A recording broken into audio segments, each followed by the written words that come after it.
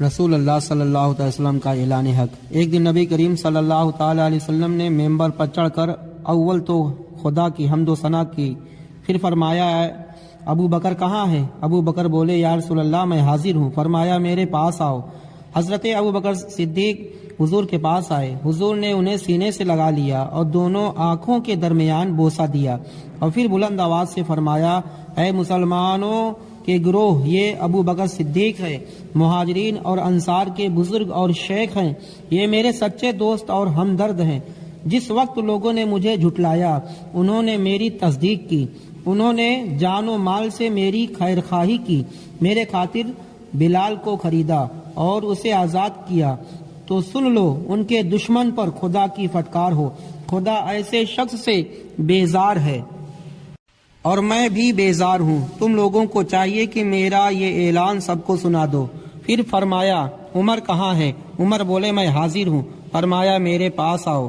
آپ نے حضور کے پاس پہنچے تو حضور صلی اللہ تعالی علیہ وسلم نے انہیں بھی سینے سے لگا کر پیشانی پر بوسہ دیا اور پھر بلند آواز سے فرمایا اے مسلمانوں کی جماعت، یہ عمر بن خطاب مہاجرین و انصار کے شیخ و بزرگ ہیں، یہی وہ ہیں جن کے دل اور زبان پر خدا نے حق نازل فرمایا اور جو سچی بات کہنے سے نہیں رکتے۔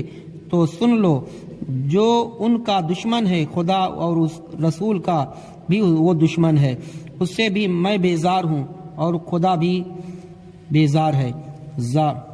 بعد پر فرمایا عثمان کہاں ہے؟ حضرت عثمان بولے حضور میں حاضر ہوں۔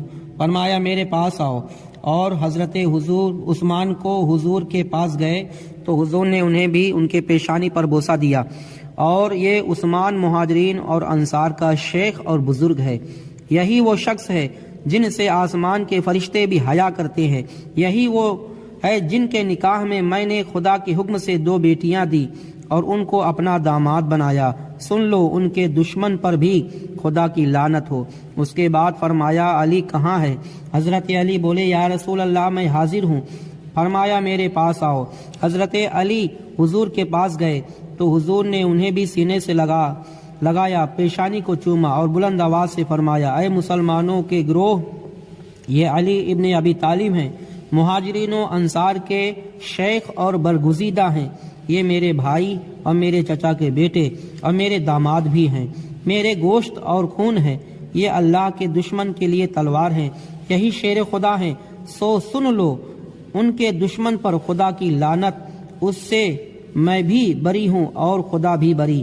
جو شخص خدا اور رسول سے بیزاری چاہے وہ علی سے بیزار ہو۔